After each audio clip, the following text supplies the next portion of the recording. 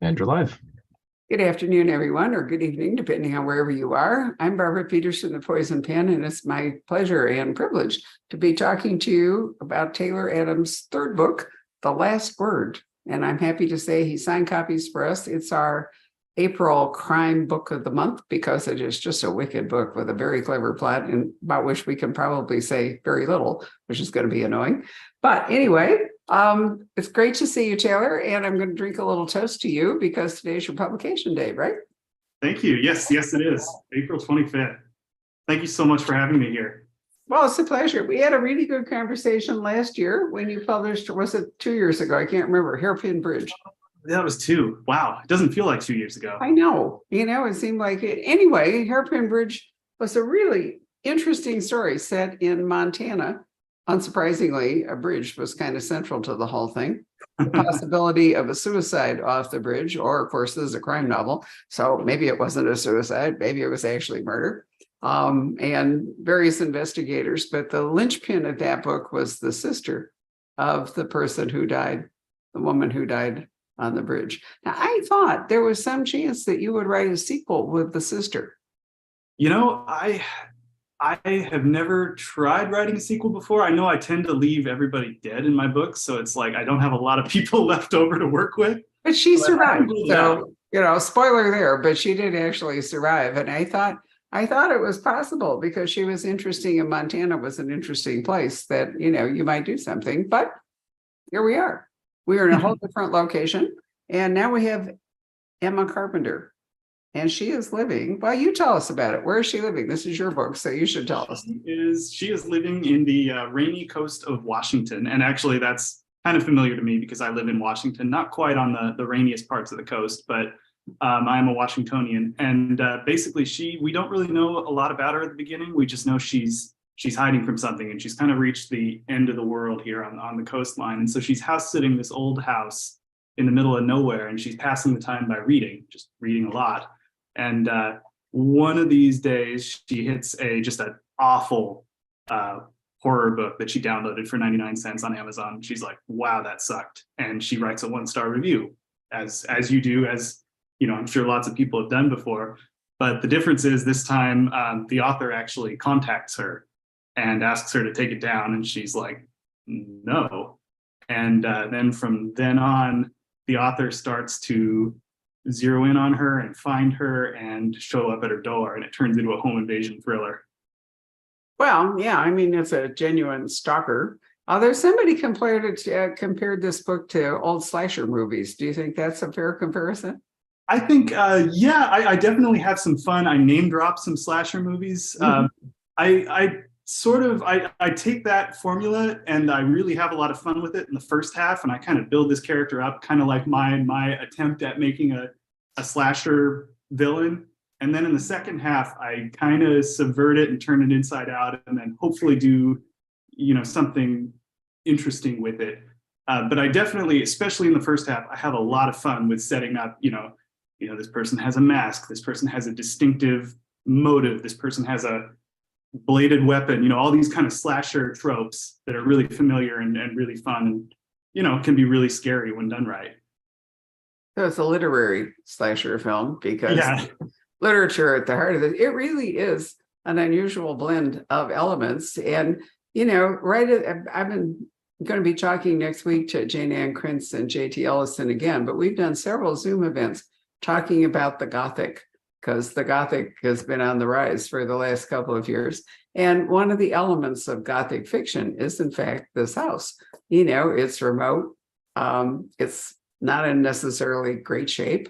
It's on a location where if it's not completely isolated, it certainly doesn't have a lot of traffic, let's put it that way. And there's usually a person who, for various reasons, is in this house.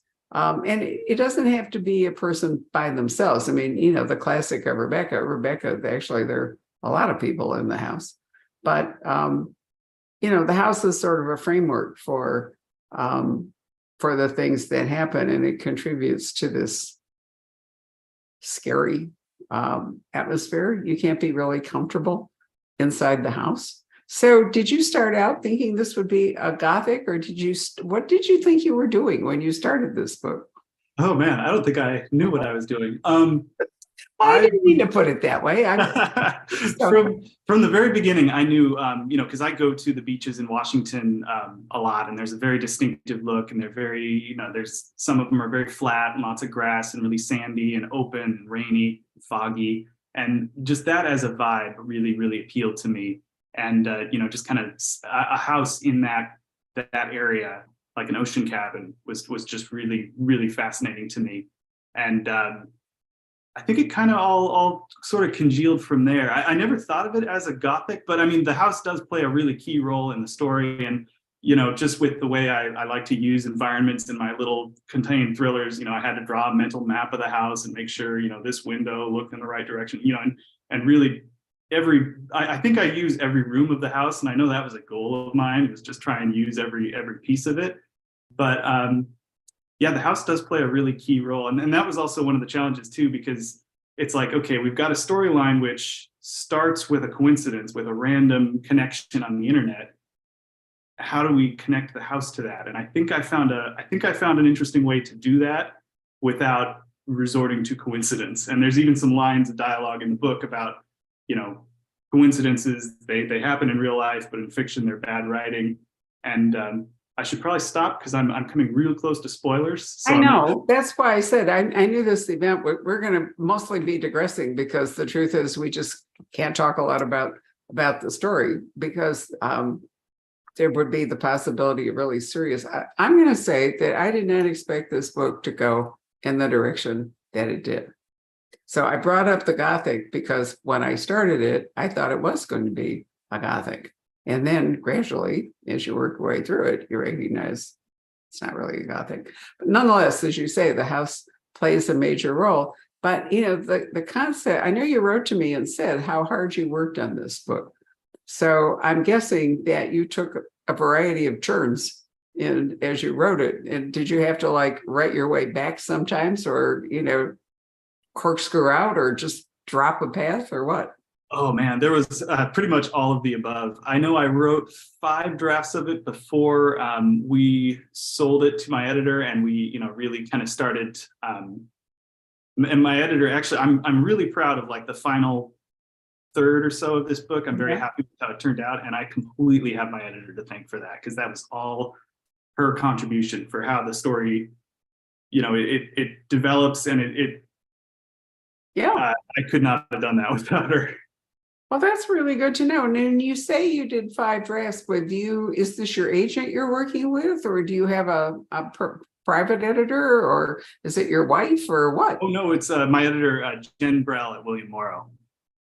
She was the one who helped me kind of sculpt the story, and especially because I had a basic outline for the story, and I was like, it's missing something. I can't figure out what it's missing, and we kind of put our heads together, and I think it took a few weeks, maybe like a month, and then she's like, try this. And that was the missing ingredient. And then I kind of just took off running with that. And I tend to write so many drafts anyways. So, I mean, there were 5 drafts before this, and then I think I did 5 or 6 more, however many drafts I was able to fit into a year of solid writing before I delivered the manuscript.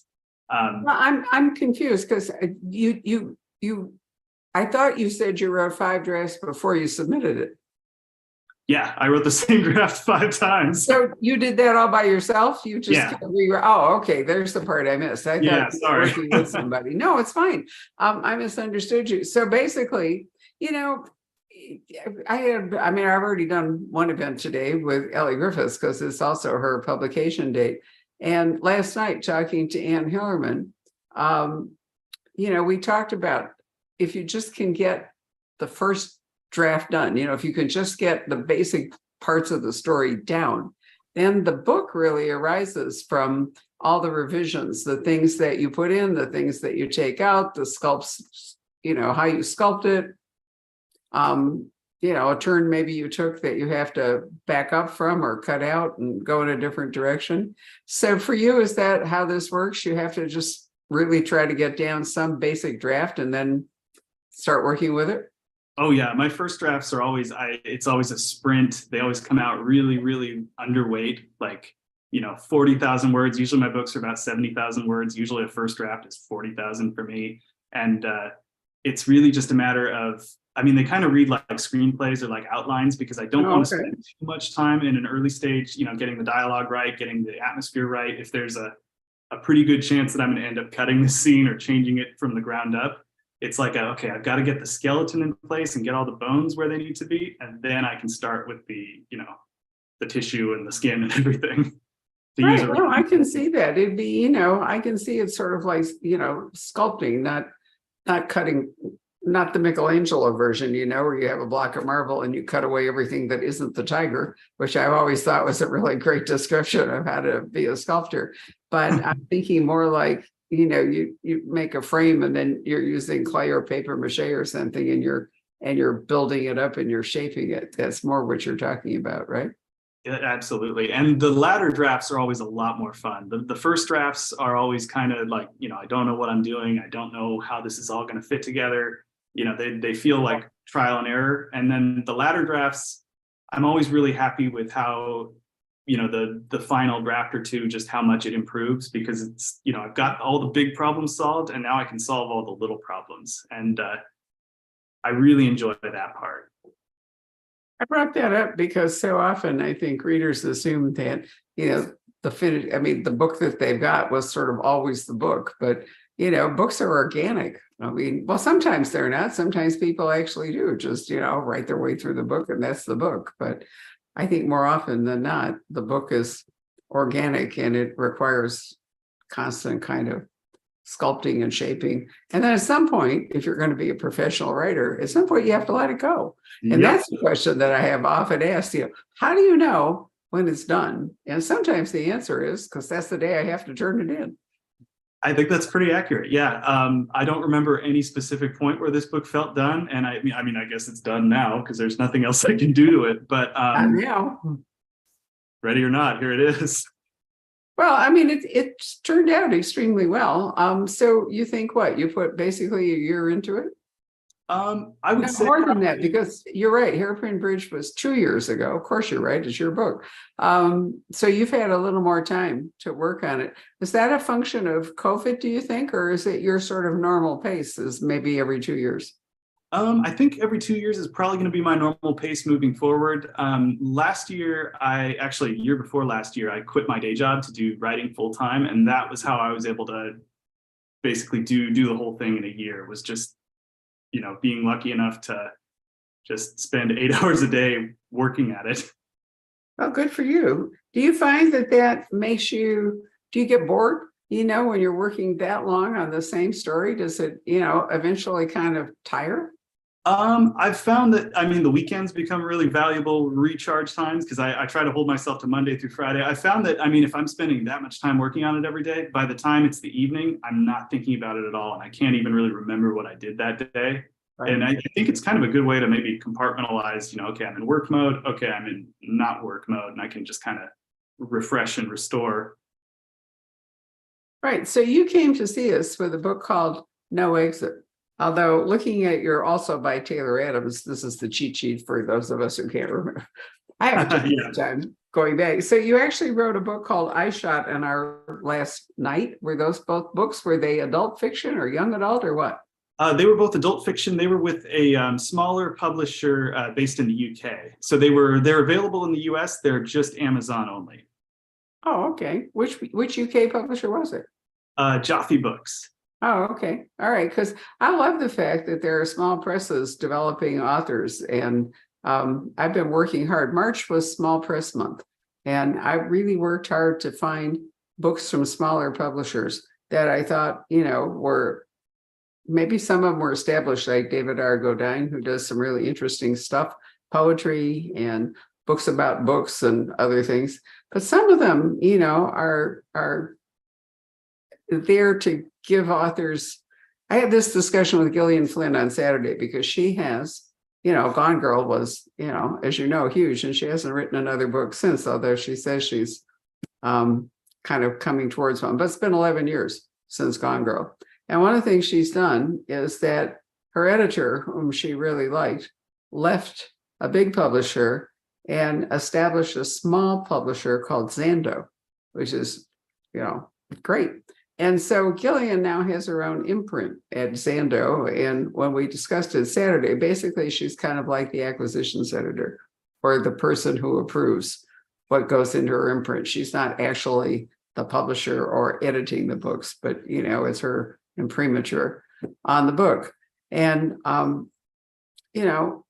we talked about how important it is that there are presses like that or operations like that that are going to give new authors a chance, because the bar for entering at a major publishing house now is so much higher than, when I started 33 years ago, there were many, many more publishers and there was many more opportunities. But gradually all this consolidation has made it harder and harder. But it's interesting that you could make the leap. So what was it that allowed you? Do you think No Exit was a bigger book? Was it a better book? What happened?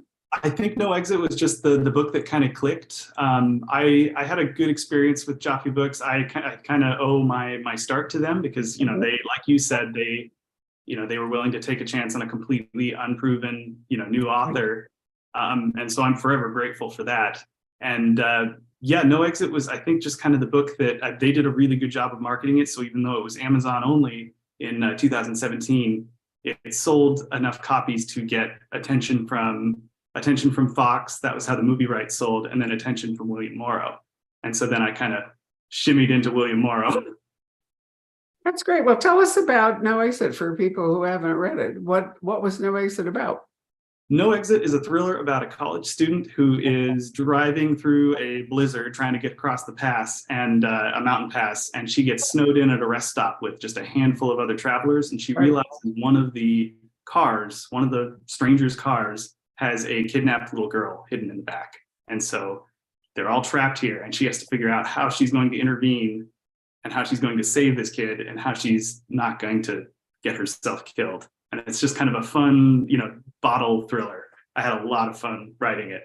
And the movie turned out, they did a good job with the movie, I thought. You do. And now that you mention it, it all comes back to me. I remember reading it. I remember, because I actually asked Taylor before we started this if he'd ever been to the bookstore, which is a really awful thing to ask him, because yes, he came to the bookstore with No Exit. Proving that at 82, I'm having a harder time remembering stuff like that. But anyway, it all comes back to me. And I remember what an interesting predicament that was. And where was it? It was on that like Snoqualmie Pass or whatever it was. And where was the pass? Or was it? I made a pass up. It was in Colorado. It was in the Rockies. Yeah. Okay. And it was inspired by, I did that drive over the Snoqualmie Pass from one side of Washington to the other many times, and there's a lot of little rest stops. None as remote as what I needed for the story, but definitely some. Rest stops are creepy. They're especially at night when you're the only one there, or you hope you're the only one there. As a woman, you really don't want to do that as a general rule if you can afford it. But don't I remember the problem was she kept running out of gas, or she was running on low fumes or something? She didn't run out of gas. Her car couldn't make it up the mountain, so was that it? Yeah, detoured to the rest. Oh, that's right. And she didn't pay attention to that. Didn't have chains, whatever it all was. I knew there was something about she shouldn't have actually been driving on that road at that time. She was unprepared because she was trying to get to her mom because her mom had pancreatic cancer. That was it. Right. Okay. So there was a kind of almost like a ticking clock that forced her to, right. Yep. Okay. It all comes back to me. So, Lord, this is embarrassing. All right. So Hairpin Bridge, which I thought was a terrific book. What was the inspiration for that? You said it, is it Missoula? Is that where it's near? I think I use Missoula as a kind of a location. It's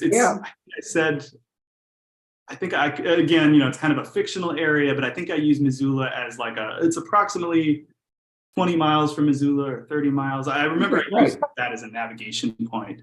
I don't remember what inspired Hairpin. I'd always thought, I think bridges can be really cool. Old bridges can be both creepy and just kind of fascinating. And I thought that was a very interesting place for that kind of drama to happen, with one sister dead and the other sister kind of grappling with that grief and trying to find answers. And the sisters had a very fractured relationship.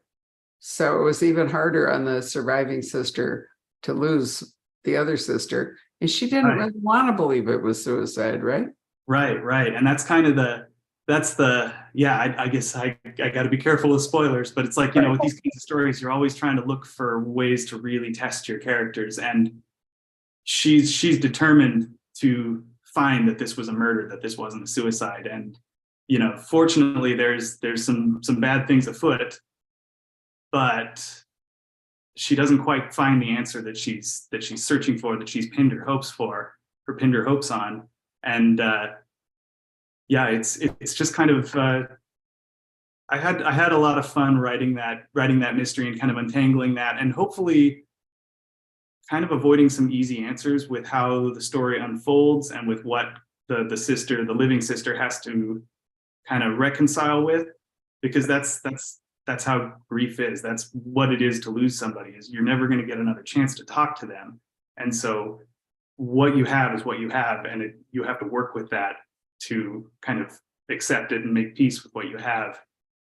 That's right. So, I mean, it was not only a mystery, but it was about this, the journey of the surviving sister to go from the fractured relationship to some sort of acceptance of her own role and what happened to her sister. Plus, there's other great stuff in it. So that's not all of it, but we can't talk much more about that. So now we're at Emma Carpenter. So here's a question. Why is it you're always writing about women? My first two books had male protagonists. I Shot in Our Last Night, and then No Exit was my first one with a female protagonist. And I've done that obviously since then for the last 3 books. And I don't know, I like female protagonists. I think they're really fun to write. I always, one way or another, I find myself always kind of trying to make I guess like a female John McClane from the very first Die Hard, like a credible, action heroine, but being realistic about it. Somebody who's, thinks on their feet and improvises and adapts. And I don't know, I really like writing, not necessarily like the toughest or the bravest heroines, but just, flawed, kind of like normal feeling people who sort of rise above the circumstances they're in. I think that's really fun to develop and write. There's, an unfortunate movement afoot. Richard North Patterson wrote a really fabulous essay in the Wall Street Journal on Saturday about the pressure for the writer, for the book to be authentic to the writer. In other words, if you're a guy, you can't write a woman. If you're straight, you can't write gay. If you're black, you can't write white, or if you're white, you can't write black, or, none of the above can write like, Islamic or Oriental or something. I mean, it's just, it's awful. And publishers have hired sensitivity readers, and I really object to that because they don't think that writers should be having to think that way. And there's a big furor about some publishers revising Agatha Christie, for example, and Roald Dahl and other authors to try to make them more acceptable to 20th century readers. My standard for this is Raymond Chandler. I'm telling you, there is almost nothing that's not offensive in Raymond Chandler by today's sensibilities. And the day anybody tries to revise Raymond Chandler to make it, not annoying to today is the day I'm probably just going to quit because it's so. But anyway, I wondered, if the gender wars are huge all over for a whole lot of reasons, if you were getting any pressure, not to write women. No, I luckily I haven't. I know some people, my name is also a girl name now more commonly than a guy name. I blame Taylor Swift for like accelerating the Taylor transitioning from a male name to a female name. But I have noticed some readers tend to assume that I'm female, which that's fine. But yeah, I guess, I don't want to write stories that are inauthentic. I don't want to try and tell a story that's not mine to tell.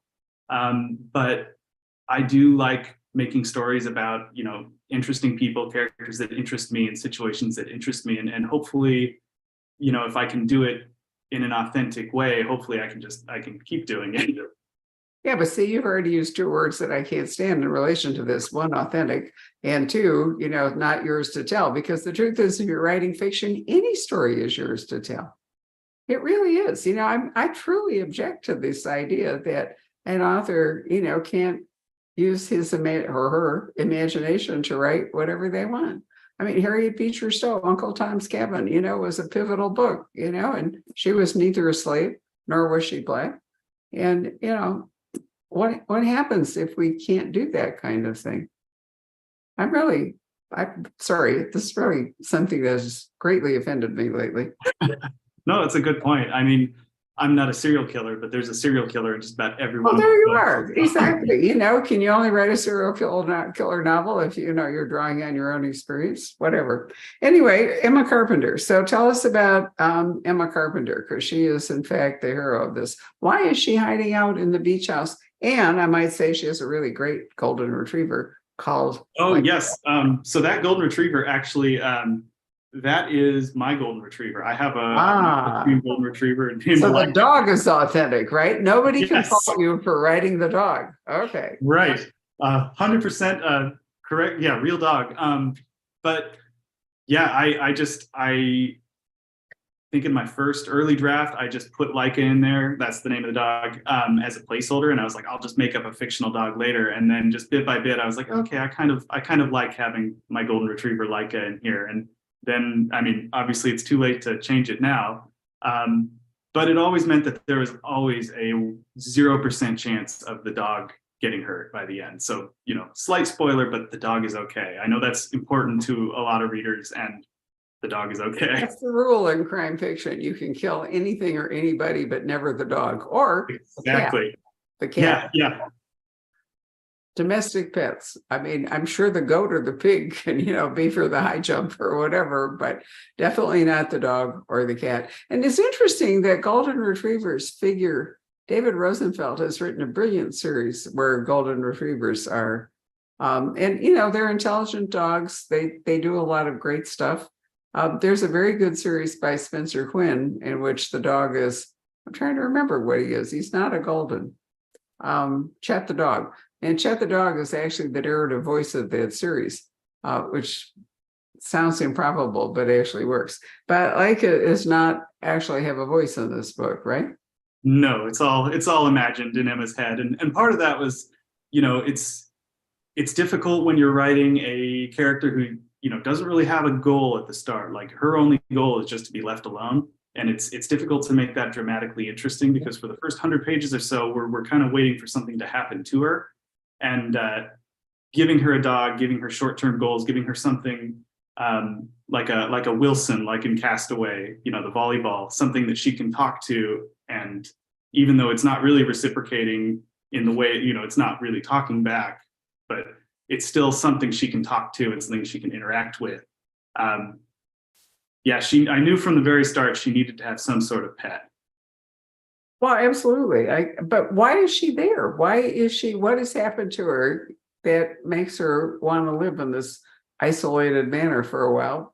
That is kind of the mystery that's at I give the reader enough to kind of make an assumption about what she's running from and what bad thing happened to her and who she lost in her past. Because I sort of drip feed little flashbacks, and it's not quite as it seems, but I give enough information that it appears to be one thing, and then toward the very end we realize there's actually a whole other layer to it, and we fully get Emma at the end. But at the start she's kind of a little bit of a mystery, but you've read this kind of book before, you're like, okay, I think I know what's going on. And you don't actually, let me just say. Yeah. So there's an interesting form of communication that does happen, and I don't think it's giving a lot away to talk about that. There is a person who does. I'm trying to remember, this is like a spit of land, and there's like one road or something that is it there. So Emma's there, but there is at least a sort of neighbor. Right, like and really actually far away. Not that far away, or the communication system that you devised, which reminds me of the Navy. Think about it, so the neighbor is close enough. So tell us about how that works. Yeah, so she's never actually spoken to this neighbor face to face, which is in keeping with her personality because she's very much an introvert.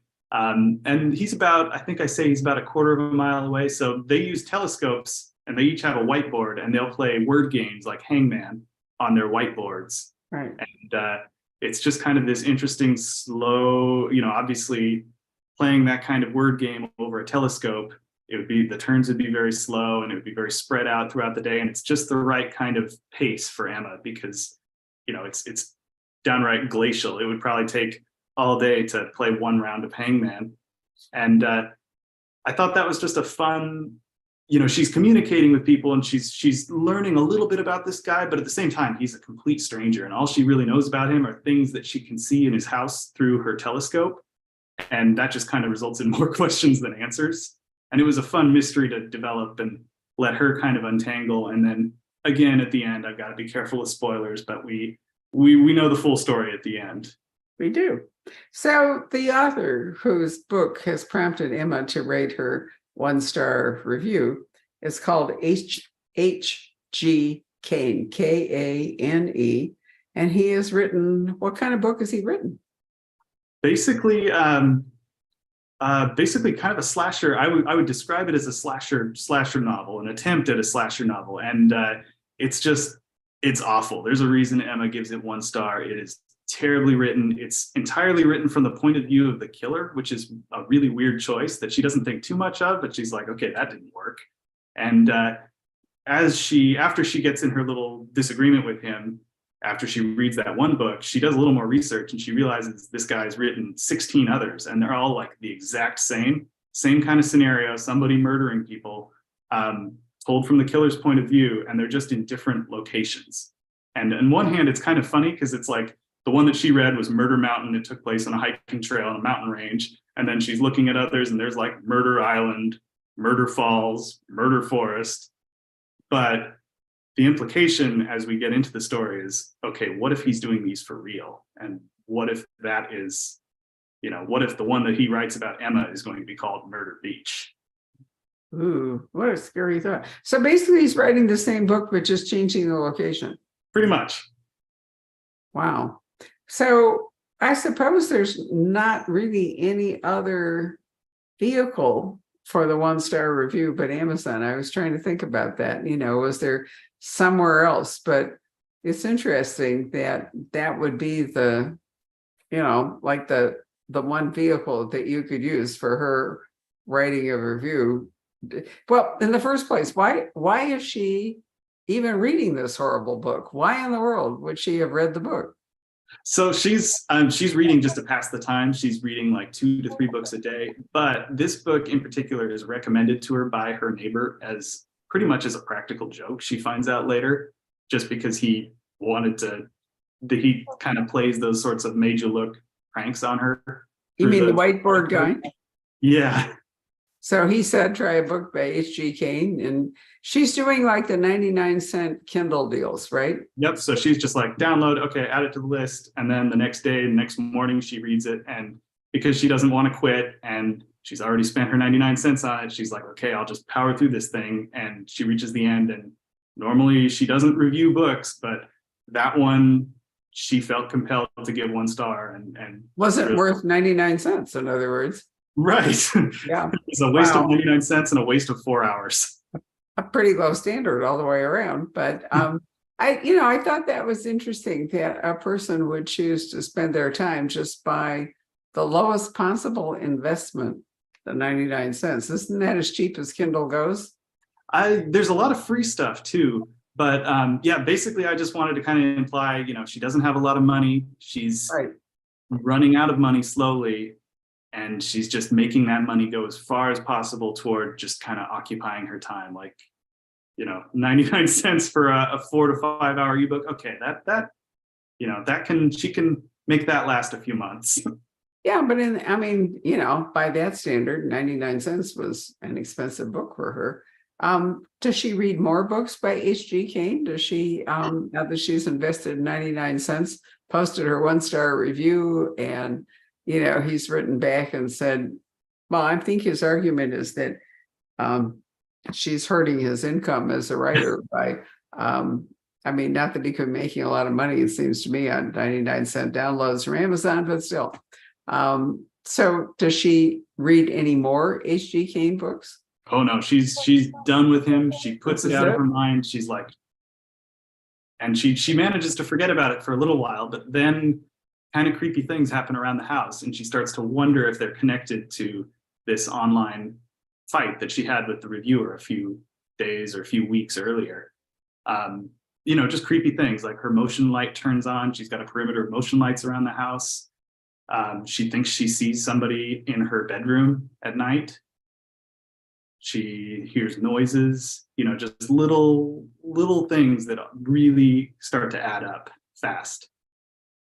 So as a person who has actually never posted an Amazon review, do you have to put your email with that? I mean, how is it that H.G. Cain is able to write back to her?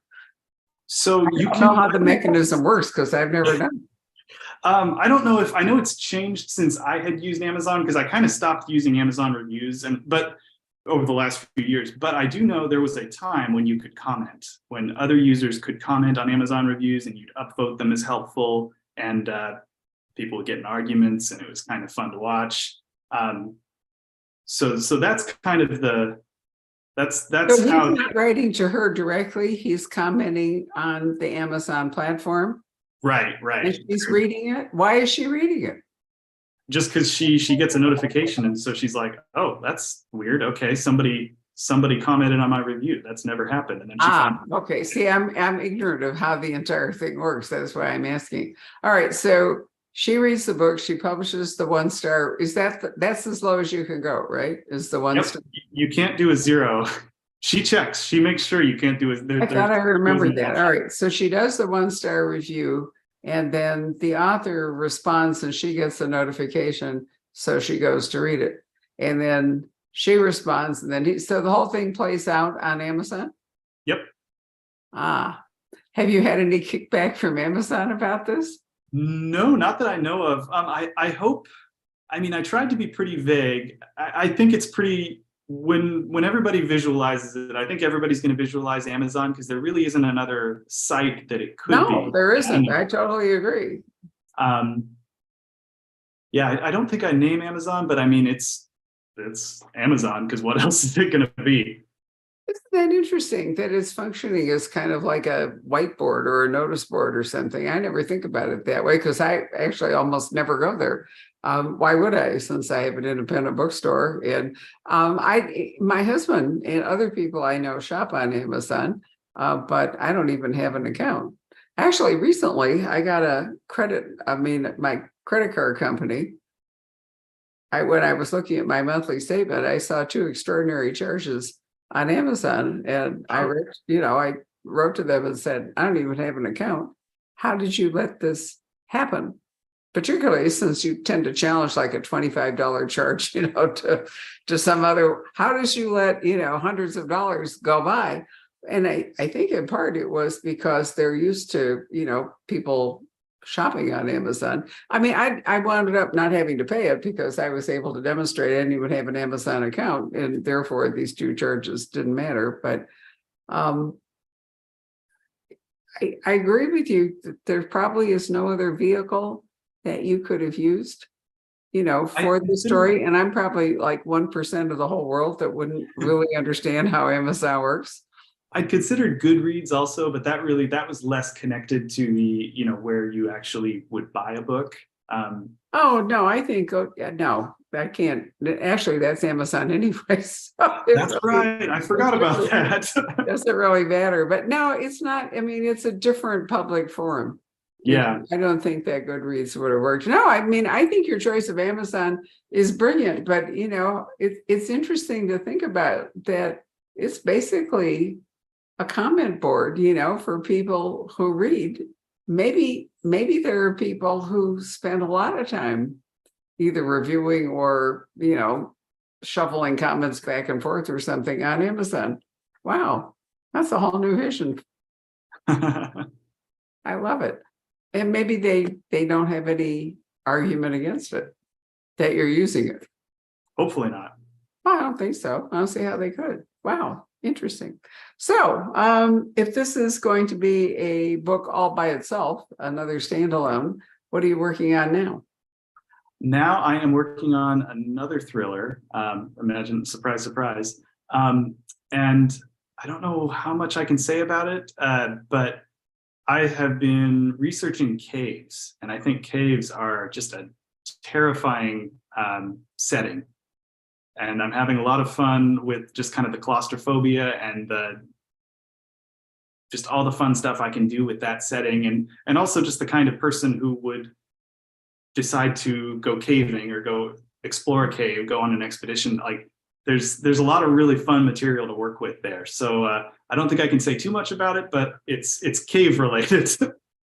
Well, God, there are all kinds of people who are spelunkers who are fascinated. We had a new cave discovered in Arizona. Gosh, it might have been 25 years ago or something. Kirchner Caverns, maybe even longer. And so everybody flocked down to see it. It really is. It's really gorgeous, and they have worked very hard to preserve it because every human breath, has an adverse effect on the cave. But wow, I've been in caves in lots of places. There's a particularly great one in the middle of France near Rocamadour. I'm trying to remember what it's called. And it has a river flowing through it. And, it has an elevator that you can take to go down into it. Oh, and, cool. Yeah. I've been in Carlsbad where there are bats that fly out, and that's an interesting thing. Mammoth Cave in Kentucky. That's on my list. I want to go there this year for research purposes and just because I want to see it. I think caves are fascinating to people for all kinds of. We were in New Zealand. They have glowworm caverns where I've heard about those. And you go in on a boat and you kind of lie like flat on your back, and it's gorgeous, because the incandescent nature of the glowworms lights it all up, and it's really cool. Spectacular. And so I'm not sure if there are any in Australia, but anyway, there certainly are in New Zealand. So I think it's a great fascination for people. And, it ties in a way. I've read mysteries that are set in the Seattle underground. And I edited a book for one of my authors at Poison Pen Press before we sold it, which is I think it's Oklahoma City, whichever city in Oklahoma, but I think it's Oklahoma City. Also has a major underground, from years ago. And it was a fascinating mystery. And there's a whole Chinese community that, in the book anyway, lived underground. So that's it's not a natural cave, it's an artificial cave, but wow. Oh, that's great. That'd be fun. So you're drawn to interesting settings, aren't you? We've had the beach, we have the bridge. Now we're going to go into caves. Yeah, I try to really use as much of the setting as I can with the story. And usually the setting and the story are really tightly linked anyways. Right. I love a good setting. And something that I've noticed, isolation is a recurring theme in my books. I like to set the story out and kind of force these characters to depend on each other or depend on themselves and work things through themselves and not necessarily be able to, call 911. Right. No, you're right. I hadn't thought about it, but you're right. The isolation contributes to the tension of the story. And, in some cases, it kind of builds in a ticking clock. Can people survive in whatever the setting is long enough to do whatever they're doing? Well, I have to say that I think that The Last Word is really original. It's a literary sort of slasher, totally surprising book. I loved it. And I like being surprised, which I'm not all that often. And, you did an amazing job with this one, Taylor. Thank you so much. That's so awesome to hear. I had a lot of fun with it. I know you did. And I hope that our readers, because, one of the things about belonging to one of our Book of the Month clubs is that you agree to take whatever book I send you for. No, it's true. That's really how it works. And other bookstores do this too. It's not just us by any means. But I always think it's really neat that, a number of people trust us enough to, accept whatever book we think they'll love that month. And this is one. So I think we've actually already shipped it out, even though it's, publishing today. By the time it gets there, it'll be, the end of the month. And I'll be interested to see what kind of reaction we get to it, because it's just really original. I don't say that very often. So see if we get 1-star reviews. Yeah, you did actually. Yeah, I sent the starred review to my phone so I could quote from it, and I can't find my phone. But anyway, yes, it's and it deserves it. Really does. So Jacob, come back up and see if we have any comments from the audience or questions people would like to ask Taylor, one of which was probably going to be, is there any TV interest or movie or, screen interest? Let me put it that way. Nothing concrete yet, but I know there's interest. I haven't heard yet kind of how that's percolating, but fingers crossed. I'd love to. I can see this one as a movie. A lot of the time I think it should be like a limited series, but to me, this book feels more like a movie. Absolutely. I don't know if any of my books would be well served as a limited series. I think I tend to write really short, contained, 90-minute to 2-hour movie books. Right. I think Stephen King fans would love this book for a lot of reasons that might not seem obvious at the moment. Right. So, Jacob, what you got? Hey, Taylor. This is a question from Fred. Taylor, I love your books. I was wondering, who do you enjoy reading nowadays? And do you plan on writing a series with an ongoing character? Ooh, that's a good question. No plan yet, but I mean, nothing is ever for certain. If I figure out something that really appeals to me and that I kind of sense that there's mileage, that I can tell multiple stories with the same recurring cast of characters, I mean, I will 100% do it. And as for writers that I really love to read, I love Paul Tremblay's work. And the one that I read most recently that really left an impact on me is Pallbearers Club. I don't know how to describe it without. It's a fascinating book. All of his stuff is fascinating. You can't go wrong with any of his stuff. The Pallbearers Club, especially, it's very meta. The structure of the story is actually, it's a manuscript, and the manuscript is written by one character, and then we have another character writing notes on that manuscript in the margins. And you've got these two dueling voices, and it's fascinating. And I love stories like that with unreliable narrators or kind of dueling narrators, and that kind of mindset is actually what inspired a little bit of The Last Word, which has some unreliable narrators and some kind of dueling versions of the same events. So yeah, bottom line, read Paul Tremblay if you haven't. He's a wonderful, wonderful writer. Maybe he might have a new book coming out. He's also published by your publisher, isn't he? I think so. Yes. Yeah, they do. Did you have any early inspiration, Taylor, when you first started writing? Is there anyone that you wanted to be initially? Yeah, I remember. I think the book that had the most influence on me early on, and I was really little. I was too young to be reading this book, but it was Intensity by Dean Koontz. I was probably 10 when I read it. That is an amazing book. I remember it was mind-blowing for me at the time, because if you've read Intensity, the whole story takes place over maybe 1 to 2 days. There's only like a handful of characters, and it kind of happens in real time. And my mind was blown because I had never read a book before like that. And I thought it was just so cool. I didn't even know you were allowed to do that as a writer. And I've read it, I don't know how many times. It's still one of my all-time favorites. But I remember early on, that was a huge inspiration for me of like, oh, that's what I want to write. And I think pretty much everything I've written in my career has been influenced in some way by Dean Koontz's Intensity. So it remains a huge influence. Did you always want to write novels, or did you start out with screenwriting? Or did you want to go into a film and television initially? I kind of went back and forth. I know in high school, I really wanted to write novels. I tried writing a novel. I grew up in the Washington area. So, we have Mount Rainier in Washington State. So, of course, the novel that I wrote was a disaster story about Mount Rainier erupting and destroying the surrounding area. So that was, in high school, I really wanted to be a writer. I remember in college, I kind of drifted more towards screenwriting and filmmaking, and, majored in filmmaking in college. And then getting out of college, working a little bit in the film industry, I kind of gravitated back toward writing. So I've kind of shimmied back and forth.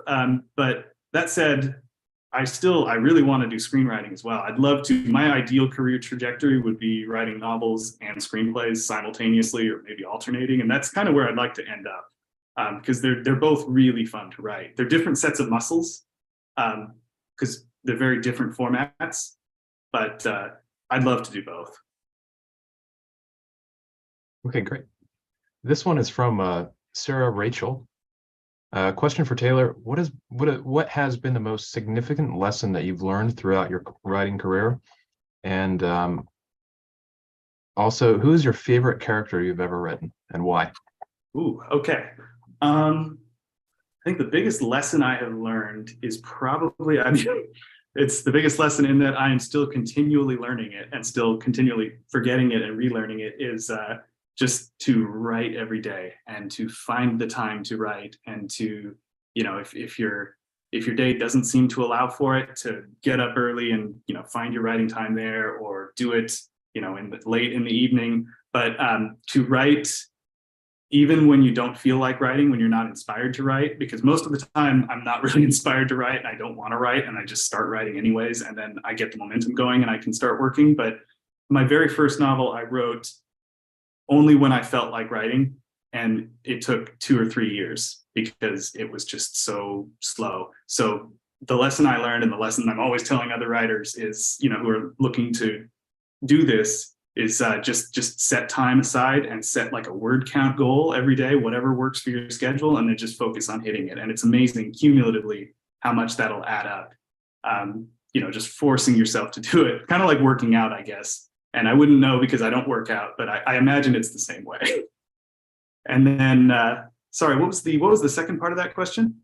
Who is your favorite character that you've ever read? Oh, you know, I might have to say Emma Carpenter in The Last Word. And it's not so much her character that I really love, that I'm really happy with, it's her journey. Because you don't really see the full picture until the very last, like the last 25% of the novel. But at the end, you know, you really get who she is, where she's coming from, what she's got behind her, and then also what she still has to fight for if she can be strong enough to turn around and fix her life and go for it. And I think the emotional arc of The Last Word is probably my favorite. It's just my favorite emotional core to any of the books that I've written. I'm very, very happy with how the story ends, and how Emma's story ends in particular. So am I might add. It was just the reason it's a crying book for April. Do you have any specific advice, maybe for younger authors, of people that haven't quite made it yet? Anything that comes from the top of your head right now, that you would like to share? Yeah, so hitting the previous point, definitely write every day. That would probably be my first one, is just like I'd said earlier, make a routine, try to hit your word counts. And then after you've written your book, I would say find like a good writing group. It's good to have friends and family give feedback, but you know, they're friends and family, so they might be a little nicer than you might want them to be, because that's really the value of early reads, is, you know, helping you find the parts of your story that need work.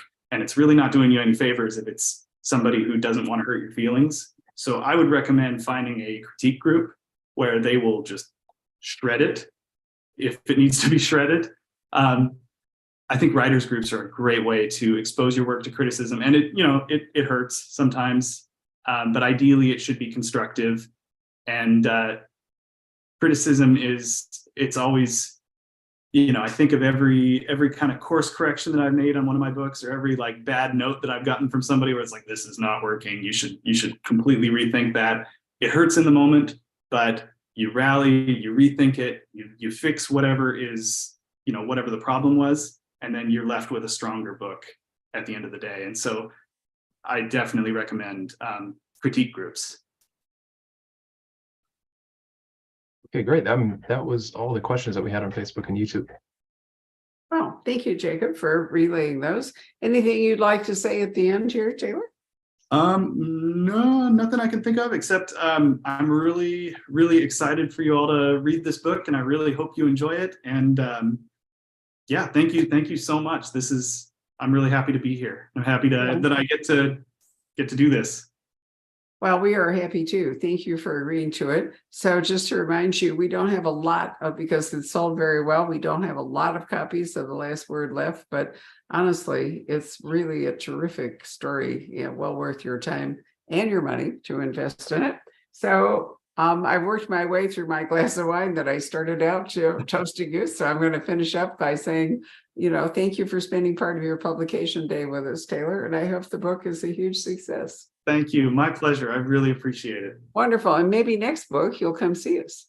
That would be fun. It would be wonderful. We would really like that. So good night, everybody. Thank you.